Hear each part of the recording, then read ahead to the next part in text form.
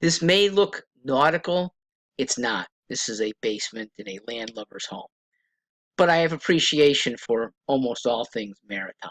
I'm Mark Greenstein. I want to give mainly to Governor Lamont and anyone advising him my recommendations. These are prompted by Russell Blair with 10 items for the General Assembly to tackle. I've tackled 6 of them. Here are the final 4. Budget. It's easy. If you're willing to privatize, you're going to do so much better for the state.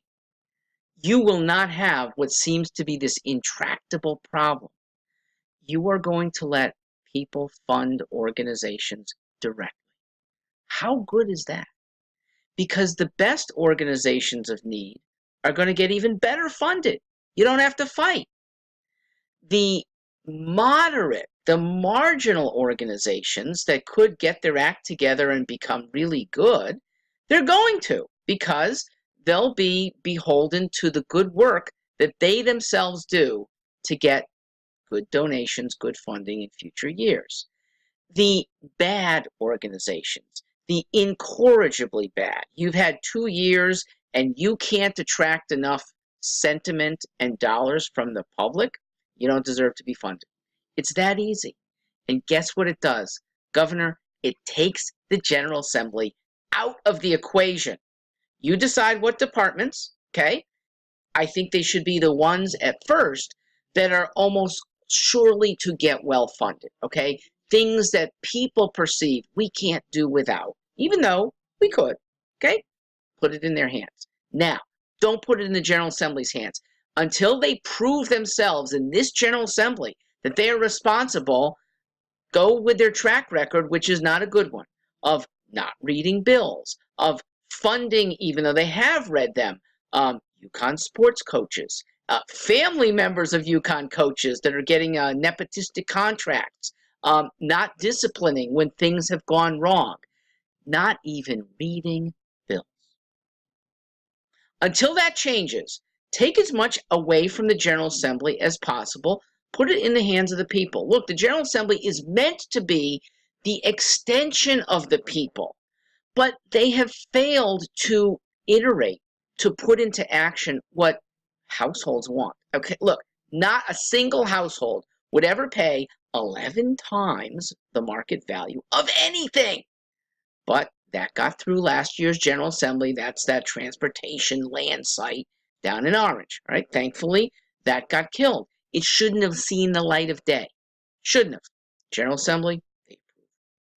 Now, when you privatize, you end up with a budget that is much lower for the state, that is funded properly because it's what people want. You and the state can put its thumb on the scale for the first couple years. I really want this. I'm going to fund it somewhat, but I'm going to release it some in 2019, some more in 2020. If it's not funded the way the organization wants, by 2021, that organization is going to have to do with less. Okay? The marketplace of charity is actually a good place to exploit. In fact, it'll bring in bigger charities to the state nationwide. You want to see Bill and Melinda Gates Foundation with money pouring in? Make it a market-based thing, and it will bring in outside. I'm going to say business. It's money from the outside. All right. I'm skipping over vaping. That's for another issue. I'm skipping over education because I've done a lot, and it's the thing I'm most passionate about. I hope your new education commissioner listens to me. See that other video on education. I'll finish with the final 2, and they're related. Tough ones. Guns and abortion, because they both involve life and death. And my suggestion is to put legislation in the hands of towns. Don't make it statewide, because in both instances, opinions are so severe that you can't win, and opinions are so disparate between urban and suburban and rural that you are never going to get a good consensus on either. Don't try. On the guns issue, here's what it would look like. you are entering, say, West Hartford. There are signs that talk about whether West Hartford has chosen to become an open carry, a concealed carry, whether there are other restrictions on a gun owner coming into the town. Okay? They'll probably be different in West Hartford than they will be in Kent.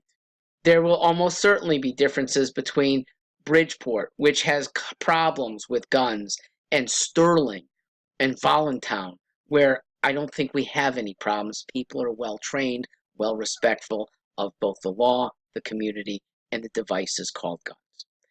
Abortion, same way. Let towns decide whether having a clinic in their town is too odious or okay. It means that the worst that somebody who needs abortion services has to do is go 3 towns away where there is a more receptive clinic. Let the towns decide, because then it's in the hands of community by community. It's liberating to you, the state legislature, to you, the governor of a state that is going to be too fractious. And it is the epitome of democracy, letting the towns, maybe even enclaves of towns. I'm in Farmington right now, where the Unionville section is almost completely different from the middle, which is truly a farming town still, and to the eastern side, another very different because a lot of industry, including Yukon Hospital. Letting smaller enclaves decide big issues is fairer to the people and takes these thorny things out of the politicized realm of the General Assembly and the governorship.